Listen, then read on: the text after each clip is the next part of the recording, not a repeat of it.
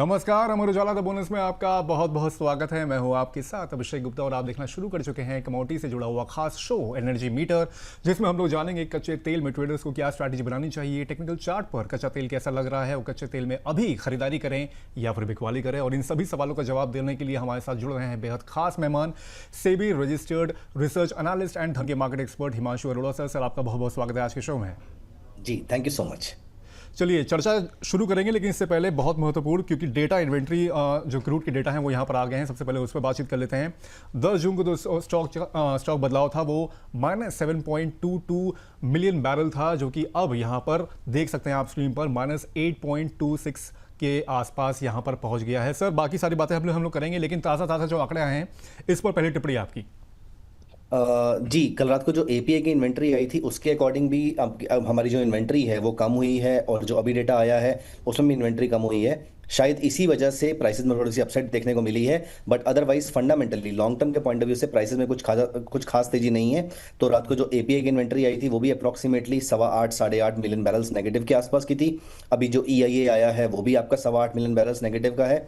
तो ये दोनों डेटा जब नेगेटिव आते हैं तो अप्रॉक्सीमेटली 1.5 से 3% के आसपास की तेजी हमें मोस्टली अगले 24 घंटे में देखने को मिलती है। लेकिन इस समय फंडामेंटल्स इतने ज़्यादा बियरिश हैं आई वुड से कि प्राइसेस में सिर्फ पिछले 2 से 3 दिन के अंदर इतनी भारी गिरावट देखने को मिली है। तो शायद इस समय जो अपसाइड आ रही है वो सिर्फ शॉर्ट कवरिंग की वजह से हो सकती है, या ये इन्वेंट्री की वजह से थोड़ा सा आपका प्राइसेस में थोड़ा सा पुल बैक देखने को मिल सकता है। बट अदरवाइज जितनी भी वॉर को लेकर जो न्यूज़ थी वो क्रूड ऑयल के लिए इस समय नेगेटिव है। प्लस अपार्ट फ्रॉम दिस इस समय जो डोनाल्ड ट्रंप की स्टेटमेंट्स भी आ रही हैं कि they will help fire on Iran अगर वो अपनी शर्तों से पीछे हटा, और ये सारी चीज़ें वो सब बेकार की बातें हैं। अब इस समय क्रूड ऑयल जब तक 8,000 रुपए के नीचे, 8,000 रुपए पर बैरल के नीचे इंडियन मार्केट में सस्टेन कर रहा है, ट्रेड कर रहा है, तब तक प्राइसेस में कुछ खास तेजी नहीं है। प्राइसेस में तेजी 8,000 के ऊपर यानी शुरू होगी, और वहां से हम कम से कम इस समय 10% नीचे हैं। तो अभी हम दूर दूर तक $120 के बारे में कोई बात नहीं कर सकते हैं। ऑल्दो वॉर के टाइम पर एक्सपेक्टेड था कि $120 का प्राइस कटेगा तो $150 के आसपास आ सकता है, लेकिन as of now standing today जितने फंडामेंटल्स हैं, रादर आईईए की भी एक स्टेटमेंट आई है 2027 में भी हमारा जो इन्वेंट्री है अब क्रूड ऑयल की वो ग्लट में आ सकता है, एज इन के आपका सरप्लस में आ सकता है। सरप्लस में आने से आपके प्राइसेस में और वीकनेस आ सकती है। तो अब अगले कुछ हफ्तों तक, महीनों तक अगर वॉर को लेकर कोई और बड़ी न्यूज़ नहीं आती जिसकी प्रोबेबिलिटी अब धीरे धीरे कम होती जाएगी, तब तक आपके क्रूड के प्राइसेस में ऊपर जाना बहुत मुश्किल हो जाएगा। रादर अब यहाँ पर जैसे जैसे सप्लाई बिल्ड होगा वैसे वैसे प्राइसेस में आपको शार्प वीकनेस या फिर स्लो वीकनेस देखने को मिल सकती है। चलिए वार के ऊपर भी हम लोग थोड़ी सी चर्चा करेंगे, लेकिन अभी जरा एक बार यहाँ पर भाव लेकर आते हैं। क्या भाव चल रहे हैं अभी इंटरनेशनल लेवल पे क्रूड और ब्रेंट के। क्रूड की अगर बात करें तो करीब करीब इसमें 2% का इजाफा होता हुआ दिख रहा है। करीब करीब यहाँ पर $77 के आसपास ये ट्रेड होता हुआ दिख रहा है। वहीं अगर ब्रेंट की बात करें इसमें भी 2.25% की बढ़त देखने को मिल रही है। ब्रेंट जो है $80 के आसपास ये ट्रेड होता हुआ दिख रहा है। M6 की अगर बात करें तो यहाँ पर भी अच्छी खासी बढ़त है, करीब 2% के आसपास यहाँ पर इजाफा हुआ है। 7,312 के आसपास ये ट्रेड होता हुआ दिख रहा है। सर टेक्निकल चार्ट पर अभी क्या लग रहा है क्रूड की बात करें तो? जी श्योर, मैं अपना टेक्निकल चार्ट यहाँ पर शेयर करना चाहूँगा। So just give me a second.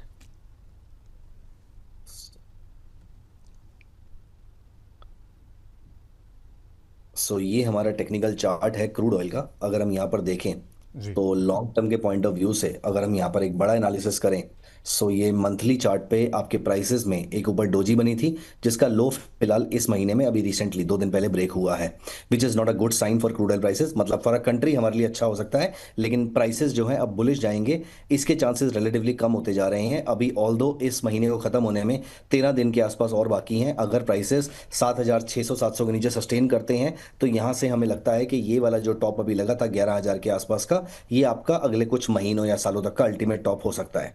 अगर हम थोड़ा छोटे एनालिसिस की तरफ चलें जी तो अभी यहाँ पर अगर आप देखेंगे तो एक short term analysis, short term तो नहीं बेसिकली मंथली से छोटा एनालिसिस जो हमारा है वहां पर भी अगर हम देखें तो यहाँ पर अब मार्केट ने पिछले अगेन एक हफ्ते के अंदर यहाँ पर लोअर लो लोअर हाई फॉर्म करना शुरू कर दिया है, जो कि टेक्निकल्स की अगर हम बात करें तो उसके अकॉर्डिंग एक बियरिश साइन होता है।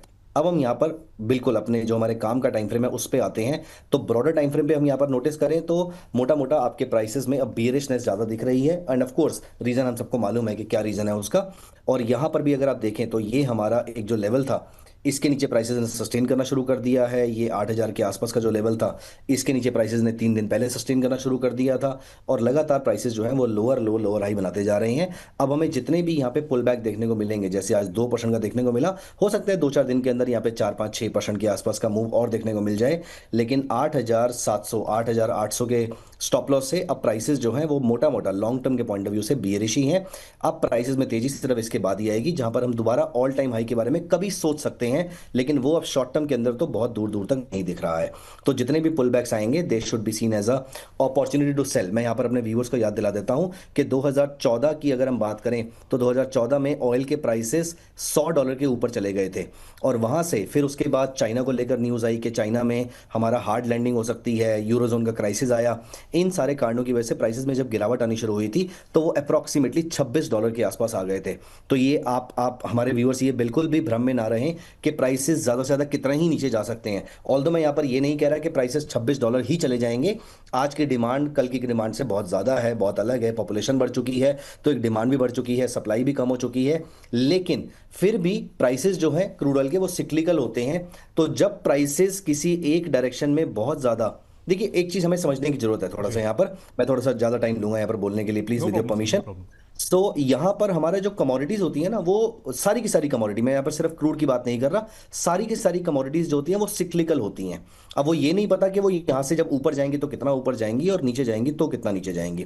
तो मोटा मोटा हम ये मान के चलें, कॉपर है, अगर कॉपर बहुत ज्यादा महंगा हो जाएगा तो लोग कॉपर की जगह कोई और मेटल यूज करना शुरू कर देंगे, तो डिमांड ऑटोमेटिकली कम हो जाएगी या फिर सप्लाई ज्यादा हो जाएगी। ठीक उस तरीके से ऑयल के प्राइसेस अगर बढ़ जाएंगे तो कंट्रीज रिन्यूएबल यूज करना शुरू कर देंगी, डिमांड कम कर देगी, कॉस्ट कटिंग करना शुरू कर देगी, तो ऑटोमेटिकली डिमांड कम हो जाएगी, और ऐसे प्राइस पर जो प्रोड्यूसर्स थे वो भी ज्यादा आ गए थे, तो यहां पर सप्लाई भी बढ़ जाएगी। दोनों चीजों की वजह से इवेंचुअली यहां पर प्राइसेस नीचे आ जाएंगे। जब प्राइसेस बहुत ज्यादा नीचे आ जाएंगे तो यहां पर countries like India, China, Japan, वो यहां पर इसको एक्यूमुलेट करना शुरू कर देंगे। सप्लायर्स को लॉस होगा, वो प्रोडक्शन कट कर देंगे, तो यहां पे डिमांड ज्यादा हो जाएगी, सप्लाई कम हो जाएगी, प्राइसेस वापस ऊपर चले जाएंगे। तो लॉन्ग टर्म में सालों साल अगर आप ये पिक्चर देखें तो हर कमोडिटी के प्राइसेस ऐसे सिक्लिकल चलते हैं। हमारे व्यूअर्स ने देख ही लिया होगा कि किस तरीके से अक्टूबर, नवंबर, दिसंबर में आपके गोल्ड सिल्वर के प्राइसेस शानदार तरीके से ऊपर जा रहे थे। अभी उसके बाद वो सिक्लिकली वापस नीचे आ गए हैं। अभी हम उसके बारे में यहाँ पर बात नहीं करेंगे, लेकिन तो मोटा मोटा अगर आप ये समझ के चलें कि प्राइसेस जो है वो सिक्लिकल है। अब यहाँ पर ऊपर का पेंडुलम खत्म हो चुका है, अब यहाँ पर नीचे का पेंडुलम आएगा। अब हमें ये नहीं पता है इस समय, as of now standing today, कि वो यहां से रिकवर करेगा या फिर वो यहां से रिकवर करेगा, लेकिन इवेंचुअली वो यहां से सीधा शूटअप कर जाएगा, इसकी प्रोबेबिलिटी बहुत ही कम हो जाती है। तो यहां पर व्यूअर्स को, यहां पर ट्रेडर्स को बियरिश साइड के ट्रेड्स पे अब ज्यादा फोकस करना चाहिए कंपेयर टू बुलिश साइड के। हमने पिछले 3 महीने में जितनी बुलिश मूव्स देखने थे वो ब्रॉडली देख लिए हैं। अब यहां पर हमें बियरिश साइड की तरफ थोड़ा ज्यादा फोकस करना चाहिए। सेल ऑन राइज की अपॉर्चुनिटी आपको ज्यादा प्रॉफिट दे सकती है अगले कुछ महीनों के लिए। सेल ऑन राइज का यहाँ पर अपॉर्चुनिटी मिलती हुई दिख सकती है। बाकी दर्शकों से भी यहाँ पर निवेदन है कि इनकेस अगर कोई सवाल हो क्रूड को लेकर, इनकेस अगर नेचुरल गैस को लेकर भी कोई सवाल है तो फिर आप यहाँ पर कमेंट सेक्शन में अपने सवाल यहाँ पर भेज सकते हैं। सर से हम लोग उनके जवाब यहाँ पर तलाशने की कोशिश करेंगे। सर लेकिन क्या लग रहा है कोई ट्विस्ट आता हुआ आपको यहाँ पर दिख रहा है? क्योंकि इजराइल ने यहाँ पर एक तरह से अगर क्योंकि मेन जो शुरुआत की थी वो इजराइल ने यहाँ पर की थी, अब जो पीस डील होती हुई दिख रही है उसमें इजराइल की जो एक अनिच्छा यहाँ पर दिख रही है, क्योंकि वो अभी पूरी तरह से यहाँ पर डेडिकेटेडली इन्वॉल्व होता हुआ नहीं दिख रहा है। क्या लग रहा है कि उसके एंड से कुछ ना कुछ यहाँ पर दिक्कतें आ सकती हैं? देखिए, अब मैं किसी कंट्री के बारे में कुछ ऐसा बोलना तो नहीं चाहिए, लेकिन कुछ क्लास में शरारती बच्चे होते हैं जिनको लड़ाई करना बहुत पसंद होता है। मुझे ऐसा लगता है कि यहाँ पर इजराइल वही काम कर रहा है। मुझे नहीं लगता कि इस समय वॉर की कोई रिक्वायरमेंट है। रादर मुझे ऐसा लगता है कि वॉर की रिक्वायरमेंट उस समय थी भी नहीं। मैंने कई बार अपने वीडियोस में ये बात बोली भी है कि वॉर की रिक्वायरमेंट नहीं थी। ये वाला काम ऑलरेडी यूएस और ईरान आपस में बात करके किया जा सकता था। तो यहाँ पर इजराइल की तरफ से थोड़ा सा इंस्टिगेट किया गया। सोशल मीडिया पर भी इस बात में काफ़ी चर्चाएं हुई हैं। तो इजराइल ने इस बात को लेकर इजराइल ने इस वॉर को लेकर इंस्टिगेट किया डोनाल्ड ट्रंप को। डोनाल्ड ट्रंप ने वहाँ पर एक्शन भी लिया।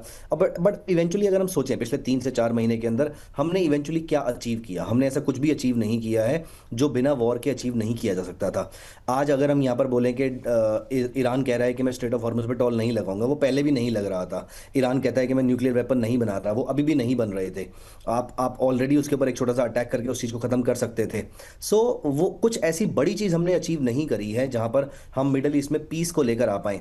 तो मुझे ऐसा लगता है कि इजराइल शायद थोड़े से ऐसे पंगे और डाल सकता है, लेकिन जब तक यूएस के जो प्रेसिडेंट है यहाँ पर उनकी यहाँ पर उनका एक रोल बहुत ही अहम हो जाता है। अगर यूएस के प्रेसिडेंट यहाँ पर अपना फर्म स्टैंड ले लें तो मुझे नहीं लगता है कि ये वॉर एस्केलेट हो पाएगा।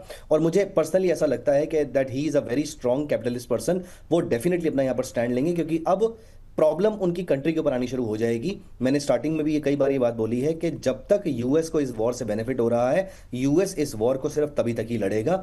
और अब जब डॉलर इंडेक्स शूटअप करना शुरू कर चुका है, बहुत ज़्यादा इन्फ्लेशन सिग्निफिकेंटली बढ़ चुकी है, 3.84% के आसपास आ चुकी है, बॉन्ड यील्ड शार्पली बढ़ रही हैं, अब यूएस के लिए वॉर को अफोर्ड करना बहुत मुश्किल हो जाएगा। वो चाहेगा कि ऑयल के प्राइसेस गिरें और बाकी सारी चीज़ों के प्राइसेस गिरें, और इसकी वजह से आपकी इन्फ्लेशन भी कंट्रोल में आए। और यही यूएस का मेन एजेंडा इस समय होना भी चाहिए, और यही रहेगा। फिर इजराइल चाहे कुछ भी कर ले, वो शायद छोटे मोटे अटैक लेबनान पे और बाकी सारे इधर उधर कर सकता है, बट वो वॉर शुरू करे उसके चांसेस बहुत कम है यूएस की इन्वॉल्वमेंट के बिना।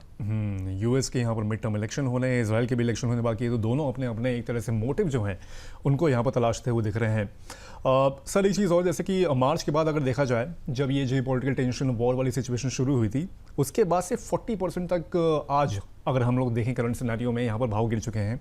ब्रेंट के 79 के आसपास यहाँ पर ट्रेड होता हुआ दिख रहा था। सर क्या लग रहा है कि $70 जो है, कितने इंस्टेंस में आपको लग रहा है कि भाव पहुँच सकते हैं वहाँ पर? जी श्योर, मैं यहाँ पर वापस से चार्ट शेयर जी करूंगा। वैसे मैं आपकी जो आपने स्टेटमेंट बोली पिछले वाली, मैं उसके ऊपर एक पॉइंट और भी ऐड करना श्योर चाहूंगा। सर। बहुत ही सही स्टेटमेंट आपने बोली कि इजराइल के भी इलेक्शंस आने वाले हैं, यूएस के भी मिड टर्म इलेक्शंस आने वाले हैं, लेकिन दोनों के मिड टर्म इलेक्शन में थोड़ा सा डिफरेंस है। जी इजराइल के केस में इलेक्शन जीतना आसान होगा अगर ये वॉर चलता रहेगा, क्योंकि किसी भी कंट्री राइट। के अंदर ऐसा डिक्टेटर वाला, डिक्टेटर तो नहीं बोलूंगा, that's a wrong word here, लेकिन स्टिल जो इंक्लिनेशन है वो उसी तरफ है। तो वहां पर नेशनलिज्म की फीलिंग तभी आती है जब वॉर चलता रहेगा। जबकि यूएस की जो पॉपुलेशन है और यूएस के प्रेसिडेंट है वो काफी स्मार्ट है, कैपिटलिस्ट हैं, तो उस केस में उनके लिए वॉर का ना होना जो है वो ज्यादा फ्रूटफुल रहेगा इलेक्शन जीतने के लिए, क्योंकि अब उनकी जनता भी आपस में उनके अगेंस्ट होती जा रही है।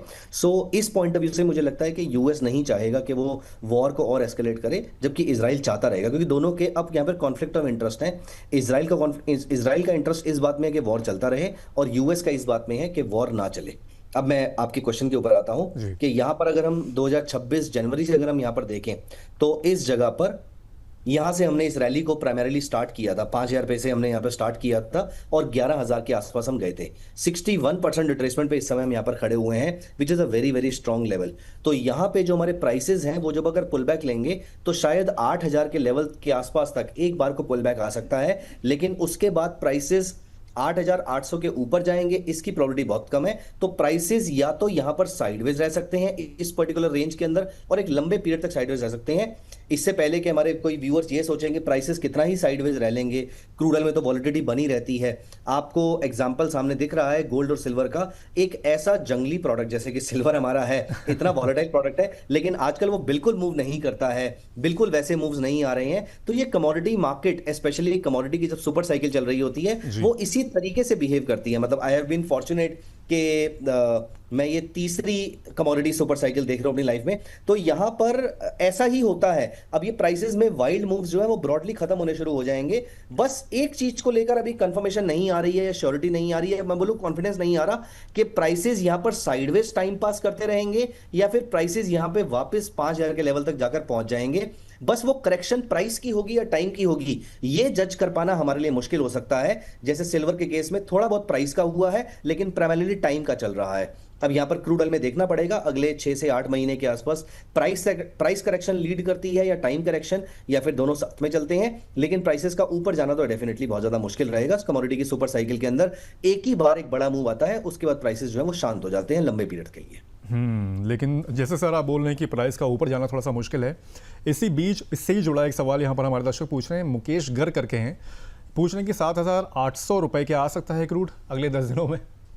7,800 के आसपास आ सकता है। 7,800 के आसपास मैंने बताया कि रादर 8,000 के आसपास का भी रेट आ सकता है, क्योंकि 61% जो है वो बहुत ही स्ट्रॉन्ग रिट्रेसमेंट लेवल होता है। हम यहाँ पर एक बार वॉल्यूम को भी मैं डेफिनेटली चेक करना जी चाहूंगा। सो यहाँ पर एक इंडिकेटर है धन प्लेटफॉर्म पे, विच इज वॉल्यूम प्रोफाइल, जो कि काफी एडवांस्ड इंडिकेटर है।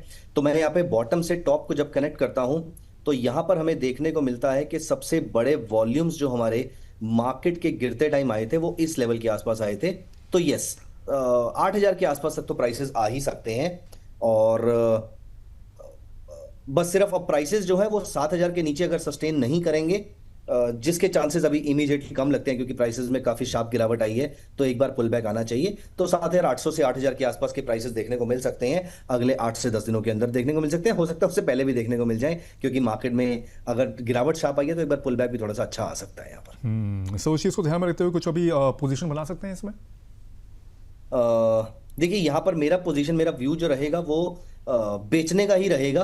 बस ओके। सिर्फ अभी इस समय ना बेचें क्योंकि प्राइसेस काफी नीचे आ गए हैं। तो यही 7,800 के आसपास अगर हमें प्राइसेस यहाँ पर मिलते हैं, जिसकी प्रोबेबिलिटी है कि मिल सकते हैं, उस लेवल पर मैं सेल करना ज्यादा प्रेफर करूंगा। एक दो दिन का वेट करते हैं, यहाँ पर हमें अच्छी अपॉर्चुनिटी मिलेगी और 7,800 से 8,000 की रेंज के अंदर मैं वापस सेल करूंगा। और अभी जो हमारा आज का लो लगा है, सेम टारगेट दोबारा से अचीव किया जा सकता है मार्केट में।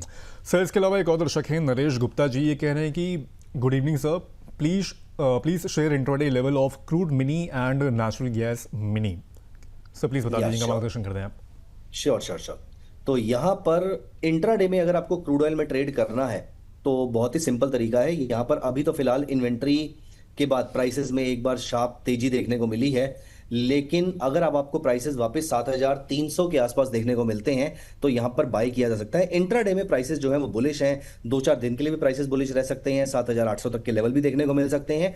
बस यहाँ पर आपको जो ये पुल बैक आया है बहुत स्ट्रॉन्ग 1% के आसपास का, प्राइसेस आपको 7,300-320 की रेंज में अगर देखने को मिलते हैं तो यहाँ पर हम बाय कर सकते हैं। 7,230 के स्टॉप लॉस से आप इसकी बाइंग रख सकते हैं और वापस आपको सेम लेवल या 7,600 तक के लेवल्स आपको देखने को मिल सकते हैं। अगर 7,600 650 का लेवल अगर आज नहीं देखने को मिलेगा तो कल देखने को मिल सकता है यहाँ पर हमें। ओसन नेचुरल गैस में। या श्योर। सो ये हमारा नेचुरल गैस जून कॉन्ट्रैक्ट जो है, नेचुरल गैस थोड़ा सा अलग चाल चल रहा है यहाँ पर नेचुरल गैस में, लेकिन ट्रेड एक अच्छा मिल सकता है हमें यहाँ पर। अब अगर यहाँ पर प्राइसेस में जो पुल बैक आया है, अब यहाँ पर अगर प्राइसेस 297 के नीचे आज इंट्राडे में आते हैं तो यहाँ पर शॉर्ट सेल किया जा सकता है। और उससे पहले हमारा जो भी यहाँ पर हाई लगेगा वो मेरा स्टॉप लॉस रहेगा। और नीचे मुझे लगता है कि अगर ये लेवल ब्रेक होता है तो इंट्राडे में हमें 293 तक के लेवल या 292 तक के लेवल भी देखने को मिल सकते हैं। लेकिन ये सिर्फ इंट्राडे ट्रेड है। अगर हम यहाँ पर पोजिशनली देखें तो नेचुरल गैस में आपका ब्रॉडर ट्रेंड जो है वो साइडवेज टू स्लाइटली बुलिश है। तो पोजिशनल जो है वो बुलिश है, लेकिन इंट्राडे के अंदर हम यहाँ पर 297 के नीचे अगर प्राइसेस मिलते हैं तो वहां पर हम एक बार शॉर्ट सेल करके पैसा कमा सकते हैं। चलिए, तो Naresh Gupta ji, natural gas mini और क्रूड मिनी दोनों के लिए यहाँ पर इंट्राडे की कॉल सर की ओर से यहाँ पर दे दी गई है। और इसी बीच जो भाव है वो 4%, माफ़ कीजिएगा 3% तक क्रूड ऑयल के यहाँ पर बढ़ते हुए दिख रहे हैं। और नेचुरल गैस ऑब्वियस बात है, इसमें गिरावट देखने को मिली है, लेकिन क्रूड ऑयल मेरे ख्याल से इन्वेंट्री का असर यहाँ पर देखने को मिला है और भाव जो है वो 3% यानी कि 7,333 रुपये के आसपास यहाँ पर बढ़ते हुए दिख रहे हैं। इस बीच सर एक रिपोर्ट भी आई थी गोल्डमैन सैक्स की, आज सुबह ही हम लोग इसके ऊपर डिस्कशन भी कर रहे थे। उन्होंने जो अपने क्रूड कीमतों के लेके जो अनुमान है उनका वो यहाँ पर घटा दिया है। कह रहे हैं कि 2026 की जो चौथी तिमाही है उसके लिए ब्रेंट क्रूड का जो टारगेट है वो $80 कर दिया है। पहले इनका ऑब्वियसली बात है कि $90 था, रीजंस हम लोग भी समझ रहे हैं। और 2027 के लिए जो औसत ब्रेंट अनुमान है इनका वो घटाकर $75 कर दिया है, पहले ही $80 था। ट्रम्प की जो इंटरम डील की घोषणा हुई है उसकी वजह से ऑब्वियस बात है ये रीजन दिए गए हैं। और 2026 Q4 में WTI का औसत जो बताया गया है वो $75 रहने का अनुमान है। 2027 के लिए WTI का जो औसत है वो $70 रहने की उम्मीद यहाँ पर जताई जा रही है। सर इस रिपोर्ट को लेकर कोई टिप्पणी आपकी? जी, यहाँ पर रादर उन्होंने एक लेवल जो अभी तक उन्होंने सीधा सीधा ये भी बोल दिया है कि जुलाई के एंड तक हमारा प्री कॉन्फ्लिक्ट लेवल्स जो हैं वो वापस आ सकते हैं, जो कि अगेन 5,000 समथिंग के आसपास के लेवल हैं। सो यस, जो अभी हम जिसकी बात कर रहे थे कि प्राइसेस जो है वो ब्रॉडली सिक्लिकल रहते हैं, तो डेफिनेटली यहाँ पर मुझे पर्सनली भी ऐसा लगता है कि प्राइसेस में अब ज़्यादा तेजी नहीं रह गई। मैंने इसी बात से स्टार्ट किया था। रादर जो आईईए की स्टेटमेंट आई है वो भी सिमिलर लाइंस पे ही है कि सप्लाई ग्रोथ जो है वो डिमांड को आउटपेस कर सकती है अंटिल 2027। सो सिर्फ इस साल के लिए नहीं बल्कि अगले साल के लिए भी। तो अभी आप गोल्डमैन सैक्स की बात करें या फिर आईईए की बात करें या फिर आप यूएस की बात करें, जिसकी भी ऐसी रिपोर्ट्स आएंगी वो सारी अब बियरिश होनी शुरू हो जाएंगी। क्योंकि आप समझिए बात को, हमारे व्यूअर्स को इस बात को समझना चाहिए कि प्राइसेस में अभी जितना भी ऑयल हमारा रुका हुआ था वो सारा का सारा अब यहां से पास होना शुरू हो जाएगा। और जैसे ही वो पास होना शुरू होगा, प्लस अपार्ट फ्रॉम दिस, अगर आपने कल न्यूज चेक करी हो तो कतर में जो एलएनजी है उसको जो रिफाइनरी पे अटैक हुआ था, उस रिफाइनरी का काम अब उन्होंने बहुत ज्यादा तेजी से एस्केलेट करना स्टार्ट कर दिया है। तो अभी नेचुरल गैस भी आपकी व्हाट डू वी से मार्केट में आनी शुरू हो जाएगी। देन अपार्ट फ्रॉम दिस आपका जो क्रूड ऑयल है वो भी मार्केट में आना शुरू हो जाएगा, जो मेटल्स हैं, जितना सामान हमारा फंसा हुआ था वो सारा वहां से निकलना शुरू हो जाएगा, जी। क्योंकि यूएस का ब्लॉकेड हंस चुका है, देन स्ट्रेट ऑफ हॉर्मुज बिना टॉल के अब खुल चुका है। तो ये सारी चीजें जो है ये इन्फ्लेशन को थोड़ा सा नीचे भी लेकर आएंगी, देन अपार्ट फ्रॉम दिस आपकी सप्लाई को भी इंक्रीज करेंगी सारी चीजों की। तो मुझे पर्सनली ऐसा लगता है कि गोल्डमैन सैक्स और आईए के जो टारगेट्स हैं, हो सकता है मार्केट उनको आउटपेस ही कर दे, आउटस्मार्ट ही कर दे, कंपेयर टू सिर्फ उनको फॉलो ही करे। तो मुझे ऐसा लगता है कि यस, जैसे कि मैंने एग्जांपल भी दिया था कि $100 से प्राइसेस 2014 में $26 के आसपास आके गिर गए थे, जो कि 74% के आसपास की डाउन साइड थी। ऐसा ही जनरली होता है जब प्राइसेस अपने मीन से बहुत ज्यादा डेविएट हो जाते हैं। तो इस बीच एक दर्शक हैं सर, असलम असलम जी जी, ये कह रहे हैं कि सर नेचुरल गैस में इन्होंने 297 में बाय किया हुआ है, अभी क्या कर सकते हैं इसमें? 297 पे नेचुरल गैस इनके पास है। श्योर। सो ये हमारा नेचुरल गैस का प्राइस है। देखिए, सिर्फ नेचुरल गैस में इंट्राडे में ही वीकनेस दिख रही है। 298 के आसपास का तो प्राइस अभी चल ही रहा है, और सिर्फ इंट्राडे की वीकनेस दिख रही है नेचुरल गैस के अंदर। ब्रॉडली तो वीकनेस नहीं है आपकी। अगर आप डेली चार्ट पे देखें तो यहाँ पर नेचुरल गैस में आपको अच्छी खासी एक पुल बैक देखने को मिल रहा है। Short term moving averages long term के ऊपर हैं, तो आप इसको आराम से होल्ड करके बैठ सकते हैं जब तक प्राइसेस 293 के ऊपर सस्टेन कर रहे हैं। आपको घबराने की कोई जरूरत नहीं है। प्राइसेस 300 के आसपास, रादर 305 के आसपास भी आपको अगले 2-4 दिन में देखने को मिल सकते हैं। अगर आप रिस्क एवर्स हैं तो मैं सजेस्ट करूंगा, या फिर आपके पास मल्टीपल क्वांटिटीज हैं तो फिर मैं सजेस्ट करूंगा यहाँ पर थोड़ी सी पोजीशन बुक कर सकते हैं। लेकिन अगर आपकी रिस्क एपेटाइट अच्छी है तो आप यहाँ पर होल्ड कर सकते हैं। आज के लो के स्टॉप लॉस से होल्ड कीजिए, और 300 से 305 के बीच के आपको टारगेट्स यहाँ पर देखने को मिल सकते हैं। ठीक है, तो ये राय निकल कर आती है असलम जी के सवाल को लेकर। बाकी नेचुरल गैस को लेकर कल यहाँ पर इन्वेंट्री डेटा भी आएंगे, तो उसमें हम लोग एक डिटेल्ड वीडियो दोबारा यहाँ पर लाइव हम लोग करेंगे, तब आप अपने सवाल यहाँ पर पूछ सकते हैं। Himanshu sir, thank you so much आज इतनी महत्वपूर्ण जानकारी देने के लिए। लेकिन जाने से पहले प्लीज़ अपना डिस्क्लेमर शेयर कर दें आप। जी sure, thank you so much. मैंने जितनी भी बातें यहाँ पर करी हैं, they all should be seen only for educational purposes, not as a recommendation to buy और सेल। प्लीज मेक श्योर कि आप सारी रिकमेंडेशंस किसी से भी रजिस्टर्ड आरए से लीजिए। और बहुत ही वॉलेटाइल टाइम्स चल रहे हैं, स्टॉप लॉस के साथ ही ट्रेड कीजिएगा। और मेरी अपनी M6 में पर्सनली कोई भी पोजीशन नहीं है यहाँ पर। Thank you Himanshu sir for giving so much time, और इस महत्वपूर्ण जानकारी के लिए उसके सर बहुत बहुत धन्यवाद आपका। Thank you. Thank you so much. Thank तो ये था आज का हमारा एनर्जी मीटिंग, जिसमें हम लोग ने क्रूड ऑयल को लेकर यहाँ पर तमाम जानकारी यहाँ पर सर की ओर से यहाँ पर दी गई है। उसके हिसाब से आप अपनी रणनीति भी बना सकते हैं। बाकी ये शो कैसा लगा हमें कमेंट करके आप बताएं। बाकी अब होगी आपसे कल मुलाकात, तब तक के लिए मुझे दीजिए इजाज़त। नमस्कार।